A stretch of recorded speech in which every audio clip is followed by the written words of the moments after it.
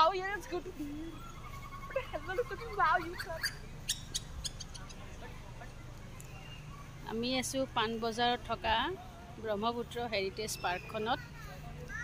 এইখনত যদি আহা নাই আপোনালোকে বহুত মিছ কৰিব। আহিব এবাৰ, সঁচাকৈ খুব ধুনীয়া এই পাৰ্কখনত। গোটেই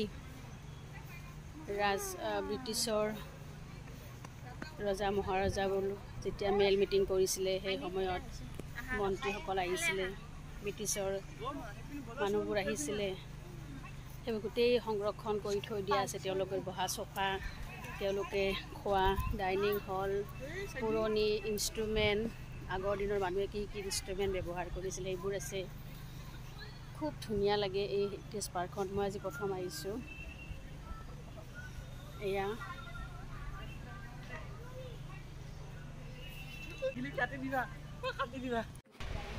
এয়া আমি ভিতৰত প্ৰৱেশ কৰিলোঁ মিউজিয়ামটোৰ। এয়া চাওক, সেই আগৰ দিনৰ পুৰণি ব্ৰিটিছসকলে বহা ডাইনিং হল এইটো। এইবোৰ লেম্প ধুনীয়াকৈ সংৰক্ষণ কৰি ৰাখিছে। খুব ধুনীয়াকৈ ধুনীয়াকৈ বস্তুবোৰ ৰাখিছে সংৰক্ষণ কৰি। বিভিন্ন চকী আছে, বিভিন্ন সময়ৰ তেওঁলোকে যিবোৰ আলোচনা কৰিছিলে ধৰক সেইবোৰ ধুনীয়াকৈ মেমৰেণ্ডাম হিচাপে ইয়াত মানে সংৰক্ষণ কৰি ৰাখি থৈ দিয়া হৈছে। এইবোৰ বিভিন্ন গ্ৰন্থও দেখিবলৈ পাইছোঁ, ইংৰাজী অসমীয়াতে লিখা।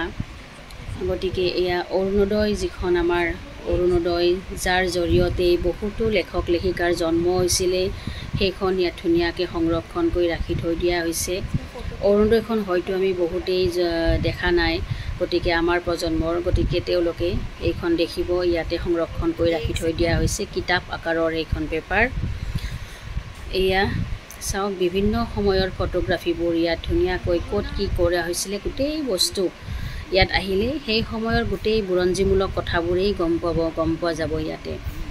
গতিকে খুব ভাল লাগিল, খুব সুন্দৰ, বিৰাটেই ভাল লাগিছে। আৰু এয়া এইফালে ওপৰৰ ফালে এনেকৈ উঠি গৈ এটা ঘৰ আছে আগত, সেই ওপৰত সেই ঘৰটোত আকৌ ইনষ্ট্ৰুমেণ্টবোৰ ৰাখিছে। দেখিছেনে? যিমান আগৰ দিনত যি শিল্পীসকলে বাদ্যযন্ত্ৰ ব্যৱহাৰ কৰিছিলে, এই গোটেইবোৰ ইয়াত সংৰক্ষণ কৰি ৰাখি থৈ দিয়া হৈছে। ঢোলক, ঢোল, খোল, বিভিন্ন প্ৰকাৰৰ বাঁহী,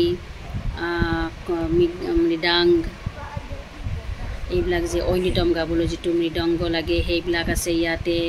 দতৰা আছে বিভিন্ন প্ৰকাৰৰ। এতিয়া হয়তো কিছুমানক আমি পিয়ানো কম, সেই সময়ত কিবা বেলেগ ধৰণৰ নাম কৈছিলে।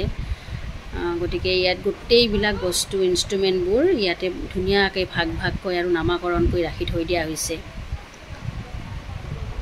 নাঙল, যুঁৱলি, গোটেই বস্তু আছে আৰু ইয়াতে ভাল লাগিছে। বিভিন্ন প্ৰকাৰৰ ঢোল আছে, ভাল লাগিলে আৰু গোটেই আপোনাৰ ব্যৱহাৰ কৰা সামগ্ৰীসমূহ এই মিউজিয়ামটোত আছে। এয়া হ'ল বাহিৰৰ পৰিৱেশ। সন্ধিয়া এয়া ব্ৰহ্মপুত্ৰ নৈখন কাষেৰে বৈ গৈছে আৰু কাষতে এইখন ঐতিহাসিক ADC বাংলাটোত এতিয়া মিউজিয়াম ঘৰ। এনেদৰে আপোনালোকে যদি কোনোৱে অহা নাই এতিয়ালৈকে, আহিব এপাক আৰু ইয়াৰ মনোমোহা দৃশ্য উপভোগ কৰিব। লগতে ঐতিহাসিক বহু কথাৰে আপোনালোকে পৰিচয় হ'ব পাৰিব। গতিকে ভাল লাগিল। এয়া চাওক, এখন লুডু খেলা বহুত ডাঙৰকৈ আঁকিছে ইয়াতে। সাপ খেলা যে কয়, সাপ খেলা, এই সাপ খেলাৰ এটা মানে বহুত গুৰুত্বপূৰ্ণ গুণ এটা আছে আৰু এটা মানে কি কওঁ, শিক্ষণমূলক কথাও হয় সাপ খেলাখন। দবা খেলা আছে। গতিকে ইমান ধুনীয়া পাৰ্কখন, এইখিনি আগতে এনেই আছিলে, এতিয়া ধুনীয়াকৈ সজাই মেলি এনেকৈ ৰাখিছে। পৰ্যটকৰ কাৰণেই হওক বা ছাত্ৰ ছাত্ৰীসকলৰ কাৰণেই হওক, আমাৰ ল'ৰা ছোৱালীসকলেও অলপ সময় দবা খেল খেলিলেই বাৰু ইয়াতে। গতিকে দবা খেলখন কিমান এটা ৰাজনৈতিক আৰু ব্ৰেইনী খেলা। ইয়াত কোনবোৰক মন্ত্ৰী সাজিছে, মন্ত্ৰীমণ্ডল। গতিকে খুব ভাল লাগিলে। এনেদৰে ডাঙৰ ডাঙৰ চোফাবোৰ পাৰি থৈ দিয়া হৈছে, আমিও বহিছোঁ। ইয়াত ভাল লাগিলে। মানে এটা সৰু ঘৰ সাজিছে, ওপৰত লাইট দিয়া হৈছে, ডিম লাইট, মানে বেছি পোহৰ নাই। নৈখন কাষেৰে আছে, কৈ আছে, আৰু তাত আমি এনেদৰে অকণমান ফটো উঠিলে খুব ভাল লাগে সময়খিনি। সেই সময়ৰ নাবিকসকল, নাৱেৰে মানুহবোৰ কেনেকৈ অহা যোৱা কৰিছিলে সেইবোৰ দৃশ্য ইয়াত অংকন কৰিছে। গতিকে খুবেই সুন্দৰ আৰু মানে অকণমান জানিবলগীয়া, ছাত্ৰ ছাত্ৰীসকলে জানিবলগীয়া এই হেৰিটেজ পাৰ্কখনলৈ আপোনাৰ শিশুটোক লৈ নাহাকৈ নাথাকিব। এইখনেই হৈছে অৰুণোদয় পেপাৰখন। চাওক, এইখনতে লিখি বহু লেখক লেখিকা প্ৰতিষ্ঠিত হৈছিলে। আজি যিবোৰ আমি আগৰ কবিসকলক আমি বা লেখকসকলক জানো, এইখন কাকতৰ জৰিয়তেই আমি জানো। এয়া কিছুমান ঐতিহাসিক ঘটনা ইয়াত লিখি থৈ দিয়া হৈছে। এনেদৰে আমি ল'ৰা ছোৱালীসকলক অকণমান দেখুৱাব পাৰিলোঁ। সন্ধিয়া সময়টো উপভোগ কৰিলোঁ। দিনৰ উৎকট গৰমৰ পৰা এটা শান্তিৰ পৰিৱেশ পালোঁ।